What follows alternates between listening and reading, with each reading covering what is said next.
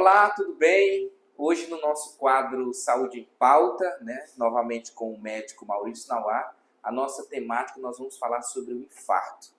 E olha que muitas pessoas morrem, em decorrência de doenças do coração. Nós temos dados da Organização Mundial da Saúde, a OMS, que diz que entre 300 e 400 mil pessoas por ano elas sofrem de infarto, Dentro desse número, nós temos os dados significativos de pessoas que acabam morrendo. Mas nós vamos conversar, bater um papo hoje com o médico Maurício Nauá, para a gente entender um pouco o que é um infarto, quais são as características, como uma pessoa pode identificar que ela está infartando ou não, porque a gente sabe que as informações são importantes e ela pode salvar uma vida. Doutor Maurício Nauá, é isso? Tudo bem? Tranquilo? Como vão as coisas? Tudo bem, Clifton? Tudo bem, pessoal do Tô Notícias. É isso aí mesmo. A gente veio aqui para bater esse papo, A gente sabe que a gente sempre traz assuntos, que estão em voga, na nossa cidade, na nossa comunidade. E esse não é diferente, esse é um assunto que realmente é muito importante. É importante realmente porque hoje a gente sabe, que a principal causa de óbito do ser humano são as doenças vasculares, Então seria o infarto e o AVC, E depois vem o câncer, então assim, mas a principal realmente são as doenças vasculares. Então o infarto e o AVC são as principais causas de óbito, ainda até hoje. Olha só, e às vezes a gente tem tantas doenças por aí, Inclusive acidentes, pessoal? O índice de acidente é altíssimo. Porém, as doenças do coração estão aí no ranking, Essas doenças, tipo acidente, hoje a Organização Mundial de Saúde considera uma doença, vamos dizer assim, Então, o acidente de trânsito, o autoextermínio, considera tudo essas doenças violentas, E hoje é a quarta, quinta causa de morte do mundo. Realmente é interessante, mas assim, isso aí é um outro assunto. É uma outra pauta, E aí a gente conversando nos bastidores, aqui no Tocantins, com certeza você que está nos assistindo já teve algum parente ou conhece alguém muito próximo que acabou tendo um infarto fulminante, Ou sofreu de infarto nas suas diversas escalas. E infelizmente, nós estamos aí sujeitos a isso e nada melhor do que um médico para nos trazer informações educativas importantes com relação a isso. Doutor Maurício, esses dias, inclusive, nós perdemos uma pessoa muito querida na nossa cidade, Grupi, Há meses atrás nós perdemos colegas da Universidade de Grupi, da Unirg também, por causa do infarto, enfim. E jovens, jovens, o que chama muito a atenção. Mas eu queria começar perguntando, e aí você vai trazer esse leque de informações e conhecimento para a nossa comunidade. Como é que uma pessoa sabe, por exemplo, que ela está infartando? Tem como saber ou não? Tem. A maioria dos infartos ele pode ser até um infarto assintomático, Ou seja, a pessoa infartou e às vezes nem sabe que infartou. Existe essa possibilidade. Então, principalmente em pessoas mais idosas, pessoas que têm diabetes. Então, às vezes ele tem um infarto, E às vezes vai fazer um exame depois por causa de um check-up ou uma cirurgia, um pré-operatório, alguma coisa assim. Quando faz o eletro, fala assim, tem uma área do seu coração que não está funcionando. Olha aí. E aí vai vendo, não, você já teve um infarto e morreu um pedacinho do seu coração aqui, mas você não sentiu nada então. Mas assim, isso é possível e não é tão raro não. Isso é uma coisa relativamente comum, vamos dizer assim. Mas a maioria dos infartos, eles vêm com dor, Então, é uma dor no peito. Então, assim, a dor é uma dor de sofrimento. Apertando, É uma dor de aperto, uma dor apertada, dói no coração, pode irradiar para o ombro, pode irradiar para o braço, pode irradiar para a mandíbula, pode irradiar para as costas. Tá? Então, e acompanhado de um suor frio e de vontade de vomitar. Tá? Então, assim, É uma característica é uma característica importante. Certo. Porque às vezes a pessoa pode ter uma dor e pode ser confundido com outras coisas, problemas de pulmão, problema de até gases mesmo, problema de hernia de hiato, tudo pode dar sintomas semelhantes. Mas uma das coisas que faz alguma diferenciação é esse suor, é um suor frio, é um suor assim, é lógico que o leigo não vai sentir, mas assim, a gente chama de suor frio, é um suor meio pegajoso, a pele fica fria, né, e a pessoa está suando. Quer dizer, porque normalmente a gente pensa em suar, quem vai suar é quem está com calor. E a pessoa não, ela fica com a pele fria e suando, né, e com vontade de vomitar. Então, assim, e com dor, né? Então, é lógico que a gente não espera encontrar isso tudo em todos os pacientes. Mas se você vê alguma situação dessa aí, primeiramente, pode suspeitar de infarto. Mas o senhor falou dessa característica, mas existe um lado específico Isso ou não? É lado esquerdo. Sempre o lado esquerdo. É lado esquerdo. Porque apesar do coração ser no meio, um pouquinho virado para a esquerda, né? Ele não é tão à esquerda igual fala-se, né? Ele é no meio, um pouquinho para a esquerda.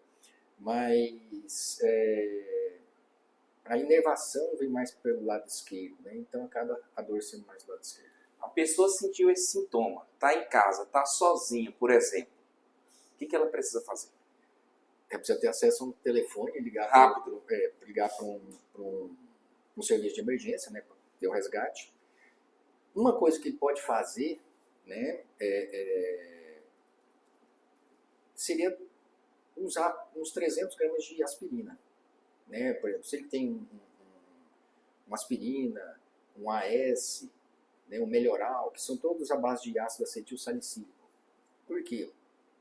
O infarto nada mais é do que uma obstrução nas artérias do coração. Então vamos começar um pouquinho para trás. O sangue, ele vem do corpo, entra no lado direito do coração. O lado direito do coração vai bombear, ele vai para o pulmão, aí faz a troca do gás carbônico pelo oxigênio. Aí o sangue, quando sai do pulmão e volta para o coração, aí ele volta para o lado esquerdo. Quando ele volta para o lado esquerdo do coração, ele já volta com sangue oxigenado. Né? O outro sangue é um sangue, né, com CO2 e esse sangue com O2, com oxigênio. Aí ele entra do lado esquerdo do coração, que é o lado mais potente do coração. Esse lado esquerdo vai bombear o sangue, né, para todo o nosso corpo. Certo.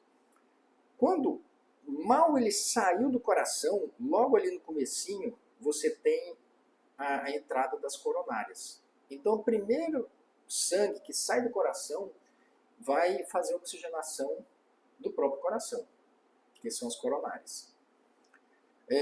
Aí dali ele vai subindo e vai dando ramos, né, para o membro superior direito, pescoço do lado esquerdo, pescoço do lado direito, pescoço do lado esquerdo, membro superior esquerdo, aí depois faz um cajado, né, aqui e vai descendo para o resto do corpo todo até chegar na ponta do pé. Mas voltando ao coração.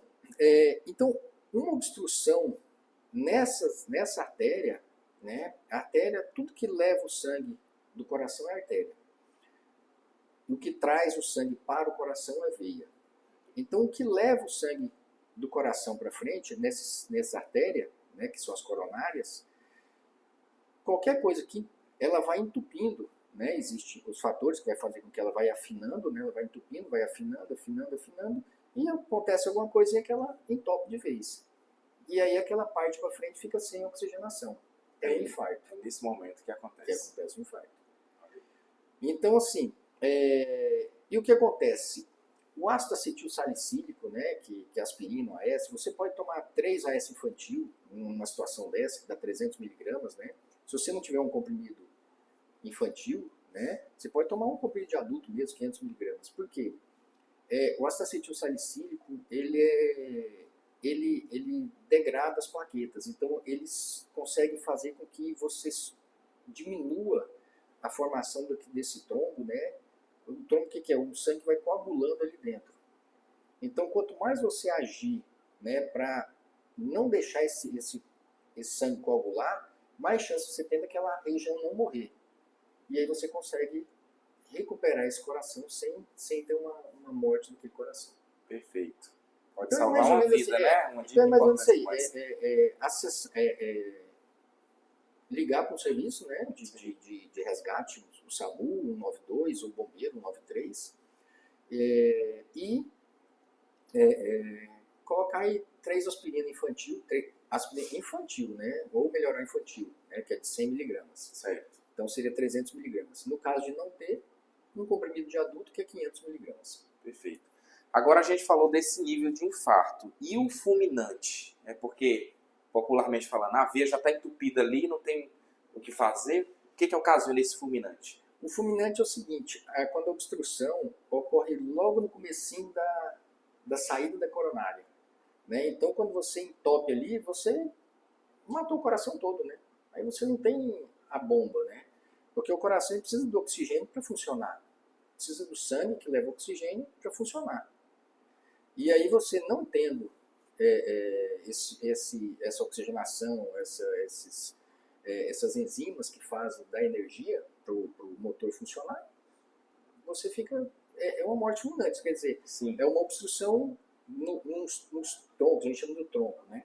No tronco da coronária, né? Que você obstruiu completo e aí a morte do coração todo e você não tem como recuperar isso. É muito rápido, é fulminante mesmo. Geralmente, quando a pessoa tem esse infarto fulminante, é porque realmente esse sistema já estava bem comprometido? Às vezes não, às vezes pode ser um outro fator que soltou um êmbolo, né? Às vezes tem um problema no coração, alguma coisa que vai formando êmbolos, né? Que são pequenos coágulos, e às vezes por um azar, uma infelicidade, né? Esse coágulo vai justamente para essa região entope ali e tal. Mas assim, não quer dizer que precisa ter uma situação para ele chegar nisso aí.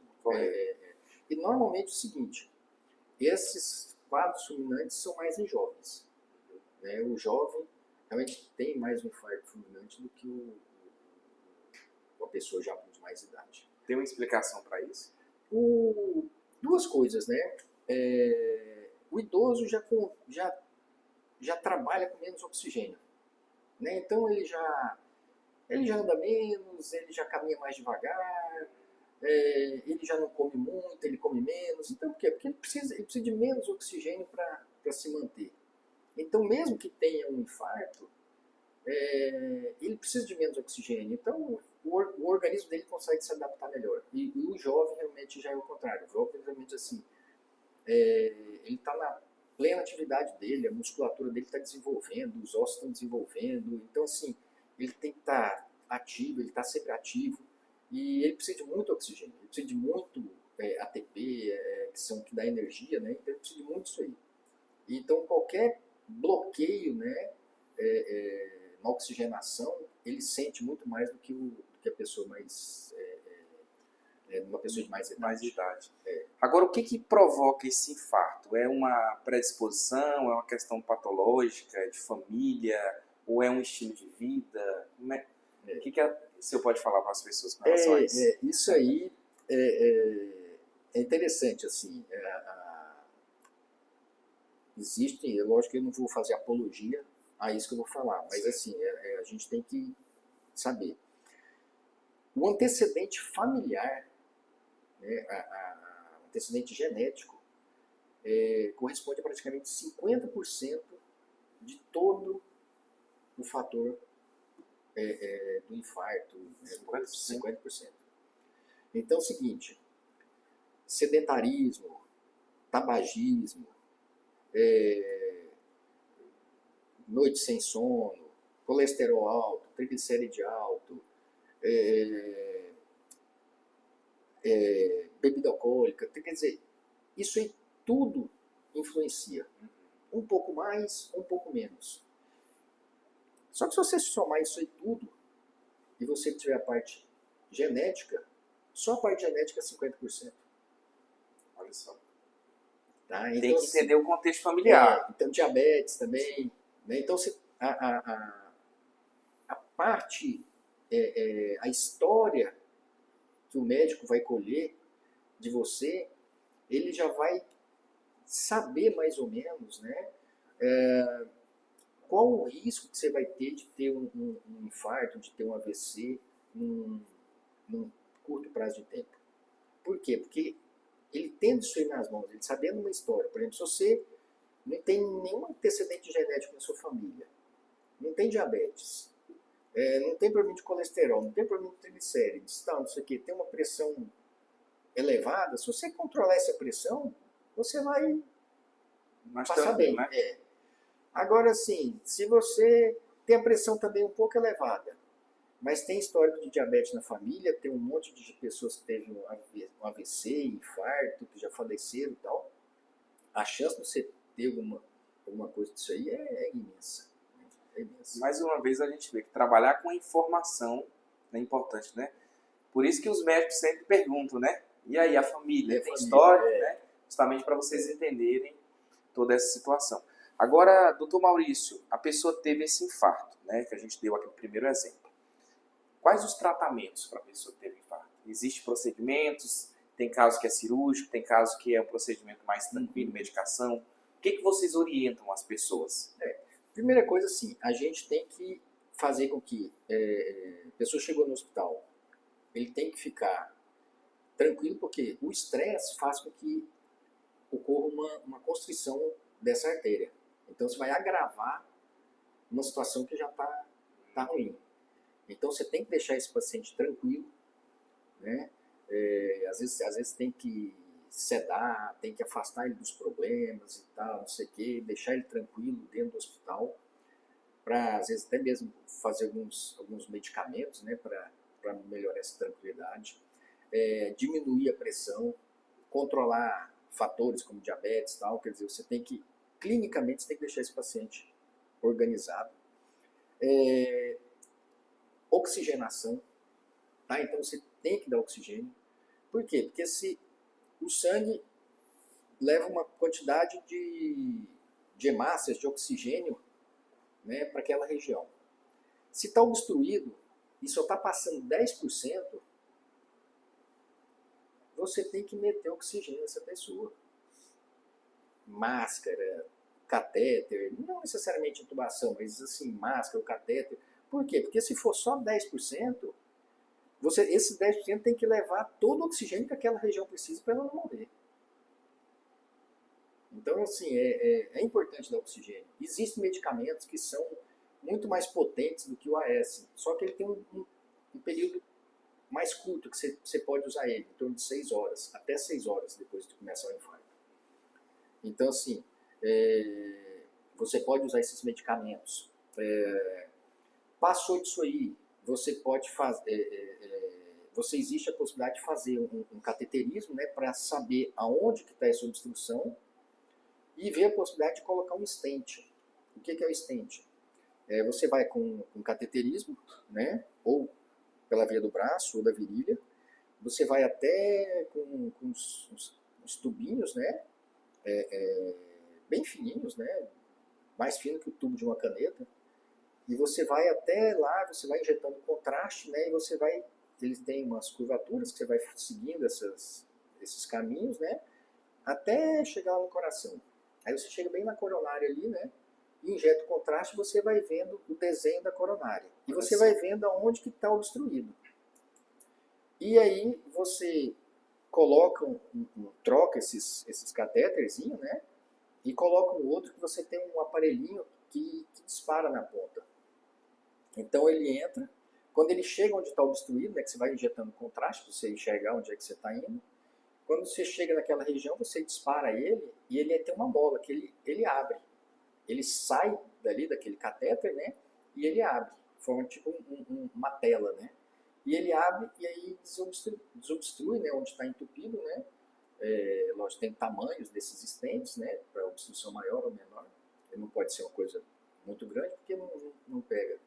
Mas obstruções menores, um stent 2, 3 centímetros e tal, e você consegue desobstruir. Ou então angioplastia, né, que você vai um balãozinho, né, que você insufla o balão, ele incha ali, né? E aí aquelas placas, aquela que está obstruindo, né? Ela cola na parede e tal. E o último caso, né? Que seria a cirurgia, né?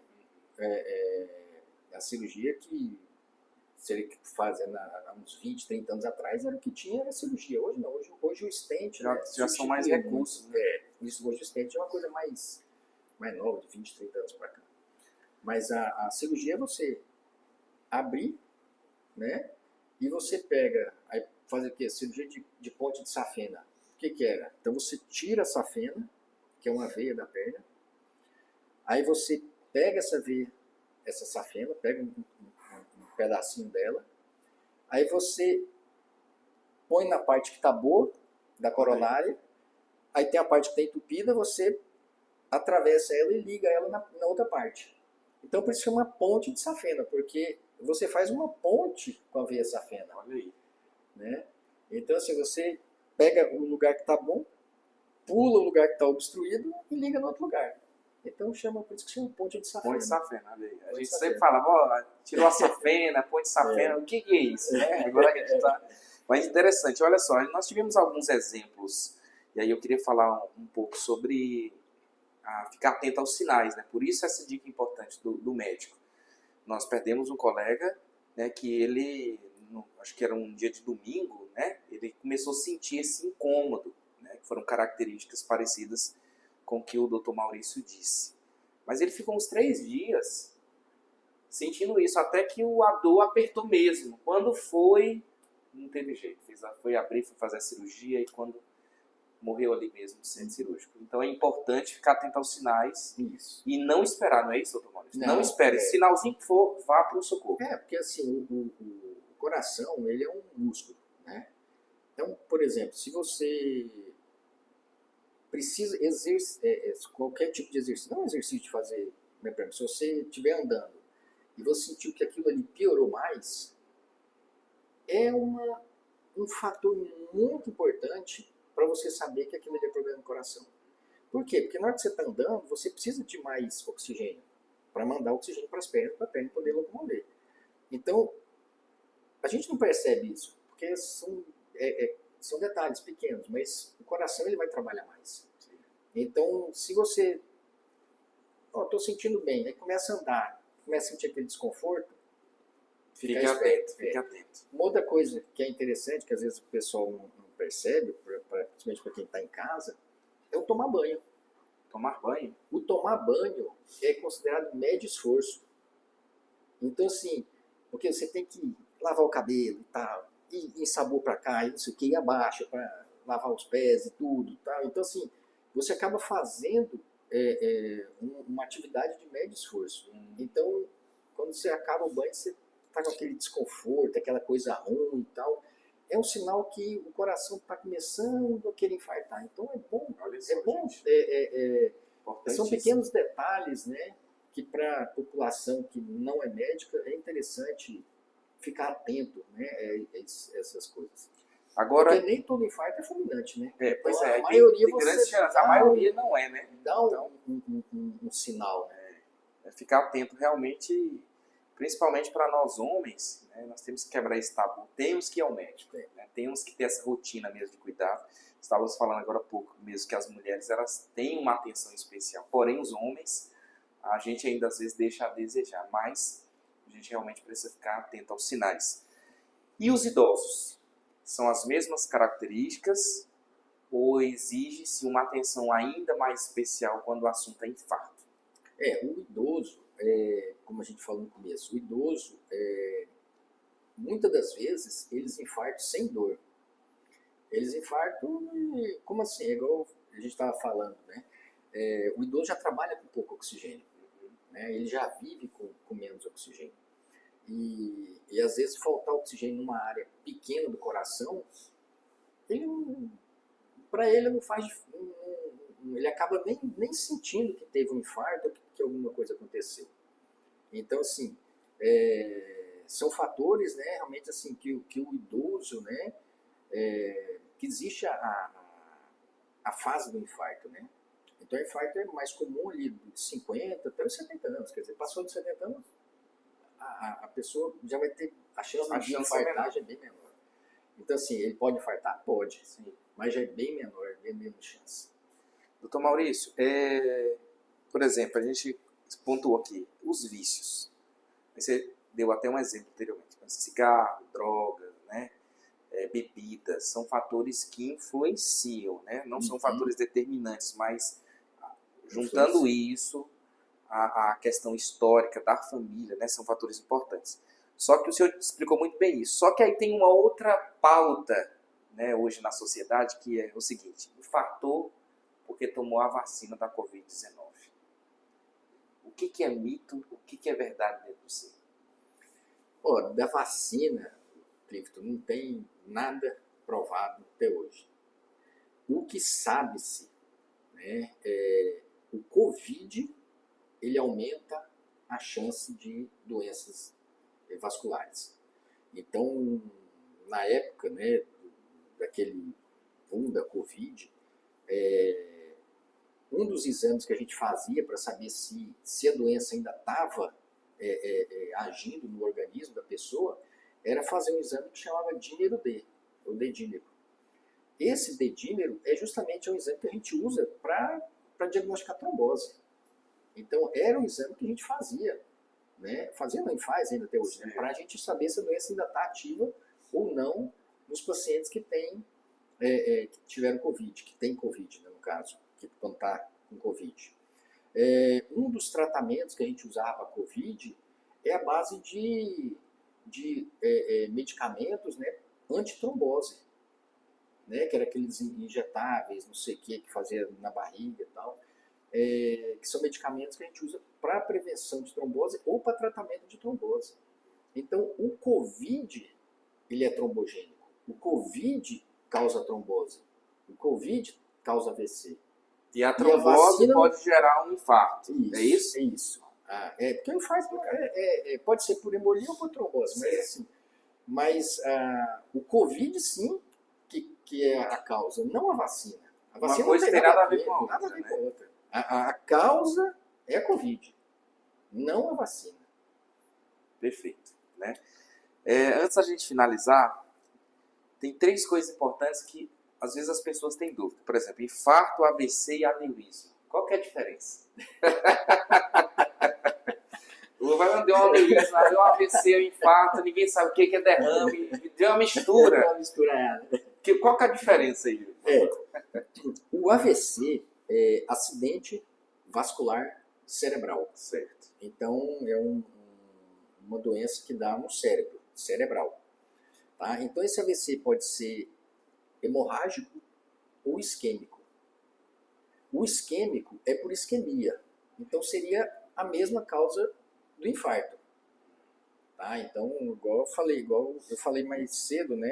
A obstrução da coronária do coração, que é o infarto, né? do miocárdio ali, e no AVC isquêmico a mesma coisa, a obstrução do vaso do cérebro. Ele vai fechar naquela área, e aquela área que ele fechar, que vai ficar para frente, ele vai morrer ou vai ter um déficit. Né? Então a pessoa, por exemplo, pegou um lado, pegou um braço, ou pegou todo um lado do corpo, ou pegou a região da fala, né? Então pega algumas regiões.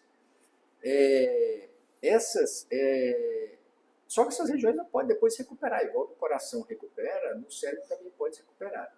Tá? Então pode acontecer de formação de outras sinapses, né, outras ligações, e ela começar a funcionar. Então, importante nesses casos é fisioterapia e esses primeiros 6 meses pós-AVC realmente é o mais importante. O AVC, isso é AVC isquêmico. O AVC hemorrágico é quando você tem algum problema ali, um problema seria genético, que seria esse aneurisma, né? E ele rompe. Né? E ele rompe e começa esse sangue, né? Sair, né, do vaso sanguíneo, né? E como é osso, né? O sangue é diferente de uma pancada que você leva aqui e ficou um hematoma, né? Que aquilo ali incha e pronto. Só que no cérebro não tem como inchar. Aqui é osso. Ele não incha. Aí ele vai inchar para onde? Comprimindo o cérebro. E aí vai matando o cérebro. E é o que chama de derrame, né? Então, por exemplo, derrama aquele sangue, né? dentro do cérebro, né? Dentro da calota craniana, né? E aí começa a comprimir o cérebro, né? E aí começa a ter a morte cerebral, né? Daquela região. Então isso que é o derrame. E o aneurisma são pequenas formações de dilatação, né? Dos vasos sanguíneos, né? Então pode ser no cérebro, no braço, no abdômen, em vários lugares. Então tudo isso, o coração está aqui no meio dessa história, ele se comunica, né? Igual a gente falou, né? São as doenças vasculares, né, que é a maior causa de morte, né, no mundo, né, que são as doenças vasculares. E aí está tanto o problema do coração quanto os AVCs. Doutor Maurício, para a gente finalizar, deixa uma dica importante para as pessoas realmente se cuidarem, né, terem uma cultura de ir ao médico, ir ao cardiologista, procurar um médico da preferência, né? Porque realmente o melhor remédio é a prevenção, certo? Isso, com certeza. Então vamos cuidar, né? Então assim, nós pensando, né, em doença vascular, né, doença do coração, AVC e tal, nós temos que agir antes de acontecer, tá? Então assim, nós temos que cuidar familiar diabético, né? Nós temos que ficar de olho na nossa glicemia, saber se a gente está começando a desenvolver diabetes ou não. Evitar principalmente essas comidas com muito doces, refrigerantes, quer dizer, a gente já ir por hábito, né, já diminuindo isso aí, né, principalmente para quem tem antecedente familiar, né, quer dizer, já ir tirando isso aí, porque pode ser que de um dia para a noite você tenha diabetes e tenha que parar de uma hora para outra. Então você já vai se habituando a não ingerir tanto doce. Cigarro, né, zero chance, né? O sedentarismo, né? Quer dizer, fazer uma caminhada, gente. Deus deu 2 pernas para nós. E vamos caminhar, gente. Não tem custo nenhum, só basta ter coragem, né? É só botar um calçado aqui e andar na rua. Tem desculpa, não tem dinheiro para ir para academia, vai rodear a quadra, meu filho. Rodear a quadra. Quadra não custa nada. Ainda mais as quadras que são praticamente todas quadradas, né? De 400 metros quadrados, você já deu 10 voltas ali, deu 4 quilômetros. Sim. Né? Então, assim, alimentação, pouca gordura, né? Bebida alcoólica, diminuir ao máximo, né? Não vou dizer que seja um dos principais fatores, mas, assim, o uso constante, o uso exagero, isso aí não é o ideal, né? Você tomar um copo de vinho, tomar uma latinha de cerveja uma vez a cada 15 dias, 20 dias. O problema é o vício, né? O vício é que prejudica. O problema é o vício. Então, assim, a questão da bebida alcoólica tem que fazer parte de uma situação. Ela não pode ser o objetivo final. É o conjunto de... certo. Tá? Assim, nós estamos aqui, tomando um cafezinho aqui, delícia. Não tem porquê. Por sinal, muito bom, né? Excelente. Não, é muito bom. Tá? Certo, doutor Maurício. Nossa, muito boa nosso bate-papo, né? Essa entrevista vem realmente para esclarecer, como eu disse anteriormente, na última pauta, né, sobre saúde, nós falamos sobre o Mounjaro, alguns mitos e verdades, direcionamentos importantes, e hoje a nossa pauta foi sobre o infarto. Eu conversei com o médico Maurício Nauá nessa temática. Fique ligado nos nossos canais. Segue o médico lá, o Maurício Nauá, tá no Instagram. O homem é blogueiro de primeira. E também ele traz muitas dicas importantes aí também nos canais dele, tá bom? Grande abraço, que Deus te abençoe. Um abraço a todos.